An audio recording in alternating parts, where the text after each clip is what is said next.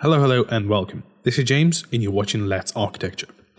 In today's video, we're going to look at architectural portfolios. A very demanded subject, by the way.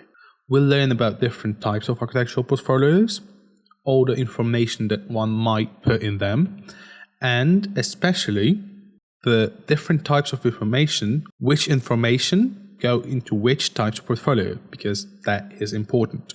And later, I will show you my portfolio. Yes, the one I've been working on for the last 12 months, and the one I've used to get into masters. So, without any further ado, let's architecture. Well, you see, architectural portfolios, they are meant to represent you in the best possible way. And in a way, they are meant to sell you. I know, right? Capitalism. But it is true. Your portfolio should be able to sell you as a person in the shortest, quickest possible time. And they should be great. Because you are great. I know you are. I have spent a lot of time doing different portfolios. And having sort of done quite a few of them, I have divided them into 3 categories. The first category is academic. So this portfolio would be used to, get into education, either into college, universities, further education like masters. And with this portfolio, the main question you'll be trying to answer is why. You see, places like universities, they don't really care about your final design, especially if you go for masters. What they want to know and what they want to see is the way that you think. So, why have you chosen, this particular material? Why did you choose this shape? Why didn't you do this? Why did you do that? So questions like this. And the portfolio that I will show you later is this type of portfolio. Because, I used it to get into masters. So, the professional portfolio. Well, now that you have either completed, bachelor's degree and you want to do a bit of practice, or you have finished your degree and you try to find a job, this portfolio should help you with that. The main purpose of this portfolio is to show your future employer how you do what you do. How did you create this drawing? How did you do this technical detail? How did you do this render? How well are you with 3D modeling? Stuff like that. The last but not least is, the client portfolio, which is pretty self-evident. So now that you've got your degree and now you've got some practice, you want to get your clients. So this is the portfolio for them. And the main question they want to know is, what is this? What are you showing me? What's this design? What's that design? What can you do for me? Stuff like that. It's not really rocket science. So then I spent a bit of time sort of contemplating about all the information that one could put into their portfolio. This is quite rough though, so don't, there might be some extra stuff, but generally speaking, the big things can boil to this. The first thing is description. You've designed your projects and you want to write some text to describe it and explain it, right? You see, before I continue, I really want to emphasize one aspect of all of this, blah blah blah. For any of these portfolios, the most likely scenario is that the person looking at your portfolio will have less than 30 seconds to look at it. Time is the most valuable asset that one has. With that in mind, academic portfolio is pretty much the only type of portfolio where you can sort of afford a bit of explanation. Generally speaking, nobody will read it. However, if they want to, they could. You shouldn't rely on people reading it because 99% of chance that they won't, but they might. Again, professionals, forget about that. Time is money. Nobody will read that. And the same with clients. Nobody wants to read "we are lazy." Well, how do you describe your projects? For second and third types, the description should be extremely short, almost in a way of bullet points. The shorter, the better. Simple as that, really. If they would invite you for an interview and they would have more information, they would ask you for it. So keep it short. Architectural drawings.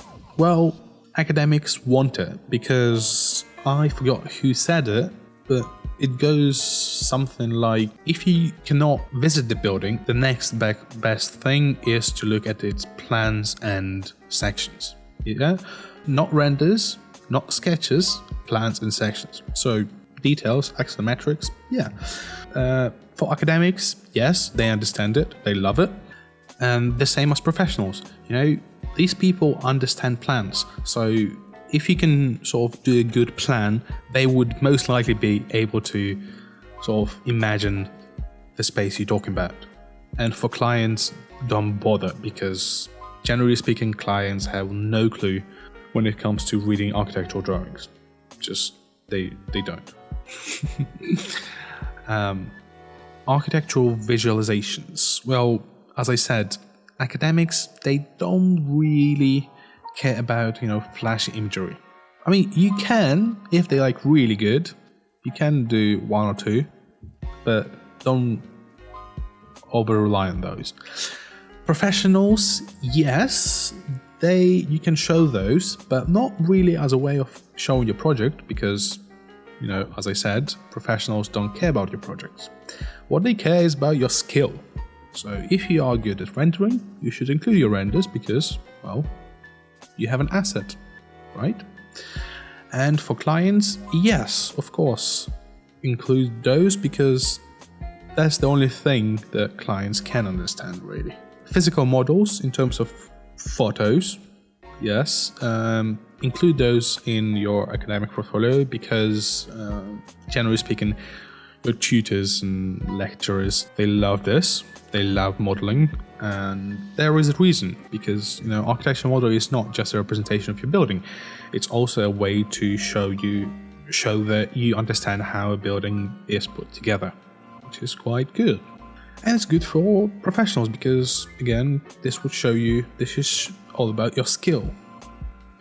Most of you are going to be like young professionals. So most likely, if your studios make architectural models, then you would be the one doing them. So yes, include those photos. And again, for clients, don't bother. Really don't. Practical architectural skills. Well, so imagine you either went for like a summer practice for a few months or a few weeks, or you went and did some work experience during your year out, I don't know, something like that. And these are all your skills like CAD, life drawing, sketching, surveying, whatever. You could put them in academics because, generally speaking, you might not have so if it's your first portfolio and you're trying to get into university, then you might put it in there because of the lack of just, material. So this would show you that you're quite enthusiastic and you did something. So yeah, otherwise, don't bother.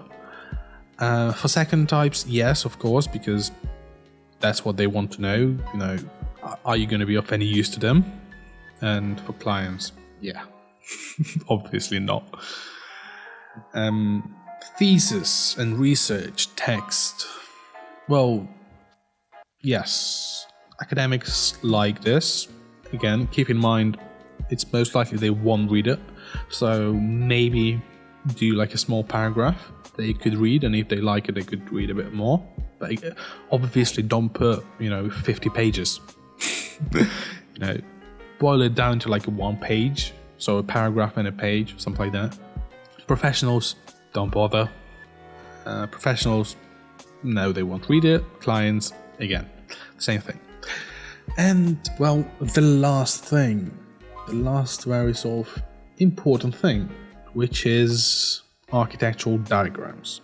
So if you remember, my first sort of point is the fact that people will have a limited amount of time with your portfolio, then it means that you want to try and express your ideas in the shortest possible way.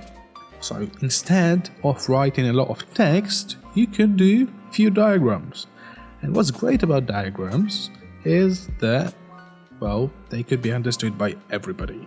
So yes, diagrams are extremely important, guys. Diagrams like these, these are from my previous portfolio, and they were quite good.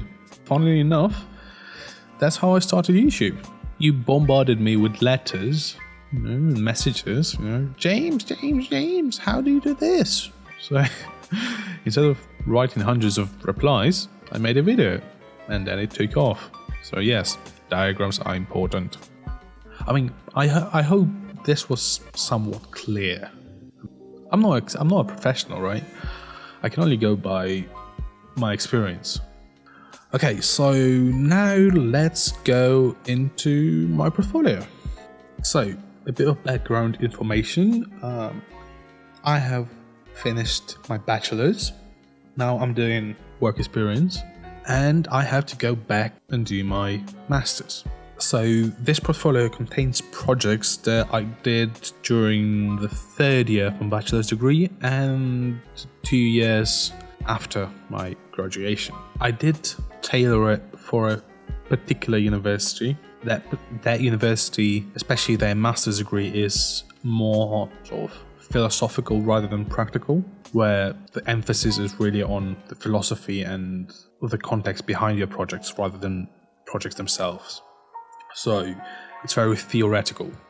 And again, this isn't a review of my work, although if you want we could, but that would be in a separate video. In this video we're just focusing on the layout. So this was my title page. Nothing fancy, just a black and white drawing of one of my projects. I think there is a tutorial in one of my previous videos of how I created this.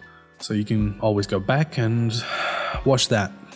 Nothing special, just portfolio, my name, Bachelor's of Architecture. The size is A4, orientation is portrait. And this is not your standard way of presenting your work. I think you would agree that most of our work is, generally speaking, in landscape. But I like this way because it's like a magazine. So want a bit different. So the first spread. Well, this is my first page with my name, RIBA Part 1 Architectural Assistant, date of birth, and it's my architectural portfolio. This is lorem ipsum. For those of you who don't know what that is, basically this is just some Latin text that you put as a placeholder in order for you to design your layout. So if you know that you will have some text, you can just put this as a placeholder, and this would help you to create a good composition. And you will see this throughout my portfolio. I've used a lot of text, maybe even too much text. Yeah, no, definitely too much text. You shouldn't do what I did, and I wouldn't do what I did. I thought of it as a philosophical portfolio, so you should just have a lot of text, but as a result, nobody read it. But if you are going to use a text, don't just put it anywhere. Design it. Use your text as an object. It should work with the page. Anyway, go to Google, type lorem ipsum. It will be there. Nothing fancy. My name, description, sort of small paragraph about me, and then the project. This is a rather long portfolio. You can see 50 pages. That's a lot, but you can only justify this if you're doing academic portfolios. If you're doing work, no more than 20. No more than 20. So these are the projects. Very simple. I designed these small icons to show them. Yay! Anyway, let's just go. It's long enough. So this is the first spread. And as you can see, and you would be able to see this throughout the page, throughout the portfolio, there is a theme. On the left, I have my text and white base, and on the right, I always have a full page image. the spreads that goes all the way from edge to edge to edge to edge. And this is just the way I did it. You don't have to, that's how I did it. You can see at the top I have year, location, what the building type is, and what's the project type. Then I have the number of the project. So if you go back, you see 1, and then it's title, subtitle, short paragraph about the project, so one could read and understand it. Then it's a image as the main idea of the project, and then it's your normal description. And as a first image, I would always put an overall image. Yeah, so basically this is sort of gives you an overall idea of what this project is about. Let's just go further. Again, you can see that I always have this white edge between the full page and the left page with the text. There's always a border. This is always about the text, which is framed, and this is always about the full sort of spread image. I'm not saying that you should be doing this, I'm saying that how I did it. The reason why I did it is because it creates a contrast. This is light, this is heavy. This you probably saw in my last video. Maybe even too heavy, because you see I always try to, if you go back, I always try to have a bit of images that start at the edge of the page, and I sort of try to do it here, but I probably overdid it. So it's sort of, this is slightly even a bit too heavy, and then it starts to be in conflict. So if I were to do it again, I would probably make it smaller. Yeah. Anyway. Oh, sorry. Just to go back slightly. This is the main description. Sorry, like your really quick description. Then it's your overall image, and then and then after this, I start to explain how I designed it. So this is a precedent research, and then rules I discovered from the precedent, and then it's your conceptual model and the final design section and plan. And then the last sort of spread is about proper interior views, interior and exterior. But again, you see, I sort of feel that this is slightly too heavy.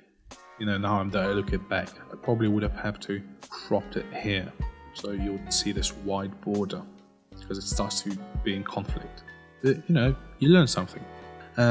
Again, second project, the same idea, bullet points, title, subtitle, and this time I didn't have a small paragraph because this was all about philosophical essay, really, so straight away. But you see, again, the same idea, text in wide page with full page. Third project, same idea.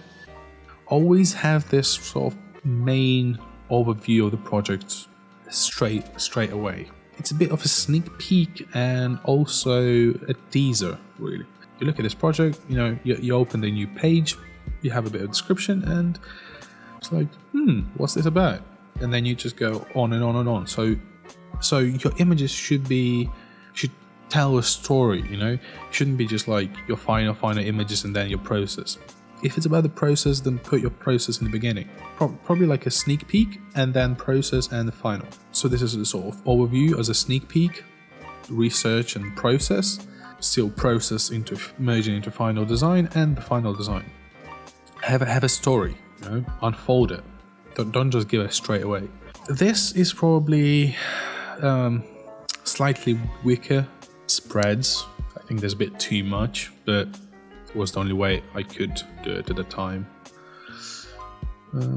This is, well, again, self-explanatory, white space. Don't be afraid of white space, guys. Again, you have your white space and some diagrams. And you can see that all of this reads as one sort of compositional element. And it's important because when you design your spreads, keep in mind how they're going to be read. I could have designed just this, but then it's read in conjunction with this. So they have to relate, right? So again, you see this big and big, small and small. There's a bit of a relation. Again, here you see one composition and then white space. So you can almost, if you were to sort of squint your eyes, you would see this one shape and then white space and then this shape. And it's really about composition, and I don't know how you can learn it. It's pretty much all about just looking at some examples. This, again, similar idea to this, nothing special. Probably I would have moved this text to bottom here. So this would read as 1 and this would read as 1. Because you see here, it sort of goes like you read it and then you have to go all the way back and you read here and then it's like, where do I go? Where otherwise you would sort of look at this, read, go down and read this and then, yeah. So also look about continuity. So bang, bang, and then it's lost. Again, new project, same idea. What's really seen especially good on this spread is the white space. Guys, I cannot stress it enough how important it is to have white. So it doesn't really matter if it's white. I mean, blank space, because I just use the background as white. But if it was black, then black space. It was some texture, then it's texture space. But space where there is no work. The first thing that gives away an amateur is not the font. It's not the work, it's the layout. Amateurs try to cram as much information onto a page as possible, and I understand that because this was my problem throughout university. I was always told off for putting too much information onto a page, and I understand you. However, I've learned that it's better to have less with white space than more without. It's professionalism. It shows that you have thought about this project and you have really thought about how to put as little as possible and still have a sort of consistent and legible explanation. Blank space is extremely important. Again, nothing special. Blank space, render. For loads of these, I've actually already made videos of how I created them. So you can always go back and double check it. Yeah, this is again continuity 1, 2, 3, 4. And if you look at it, I said in sort of the first part of the video that you can use text if you keep in mind the text when you design the layout. So throughout all of these sort of pages, like there, the text is part of composition. It's not just put there somewhere randomly and, as a sort of afterthought. No, it's designed at this early stage. So the way I would design it, it's pretty much this. I would design it and I would put how much text there should be, and then I would write it.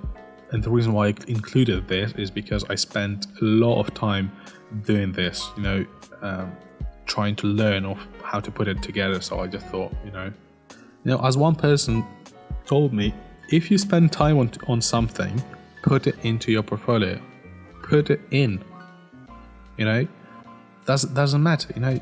This shows that, that I understand something. It might not be perfect, there might be flaws, but I put thought into that. It's quite, interesting. Again, by now I think it's all pretty sort of self-explanatory. Same ideas,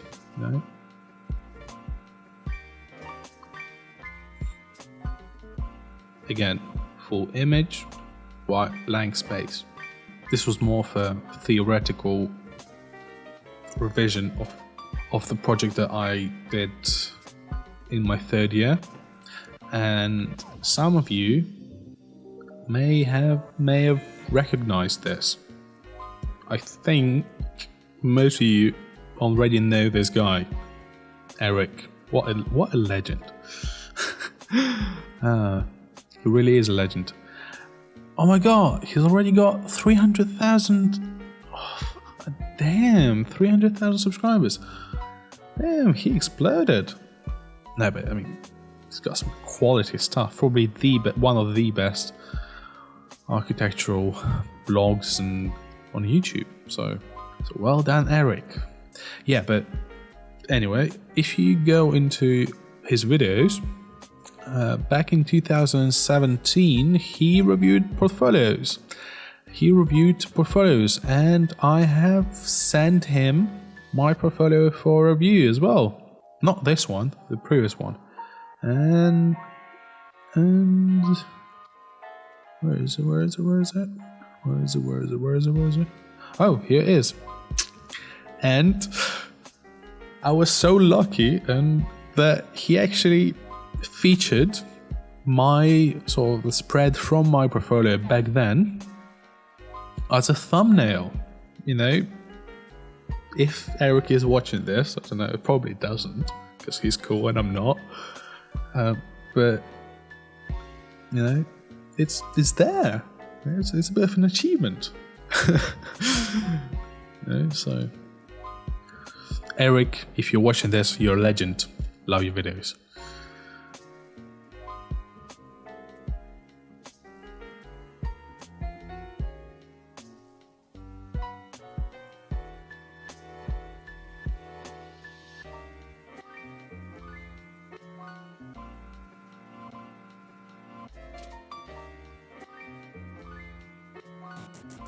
Theoretical blah blah blah about Minecraft, and this, yeah, I read this book, Mortal Engines. So again, this was a bit of blah blah blah as well, but then I just decided to do a bit of kit bashing in SketchUp. One evening I just went on to SketchUp and downloaded a bunch of models and just put it together. So yeah, and that's it. If you paid attention to the first section of the first part of this video, you've realized that I put a lot of emphasis onto diagrams, but there are hardly any in my portfolio.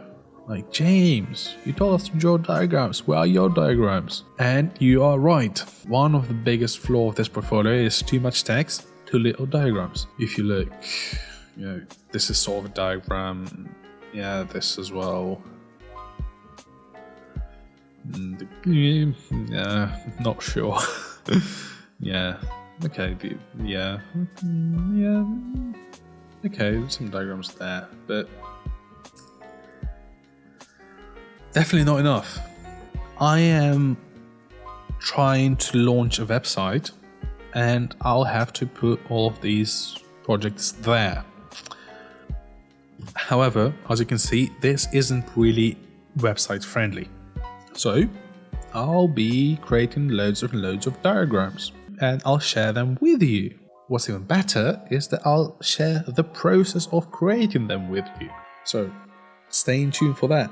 Anyway, in the next video, I will show you how to set up an InDesign file so that you could, well, get this sort of result. I'll show you how to do grids and columns and how to put text there, how to place images. If you want to learn that, stay tuned. If you like this video, not sure why you wouldn't, but oh my god, you probably hated it. I would appreciate if you hit that like button, and especially if you were to share it with your friends. You know, if you think your friends could benefit from this, then please share it. If you liked it, hit that like button. If you didn't like it, hit that dislike button and write why you didn't like it. Otherwise, this was James. Take care and let's architecture.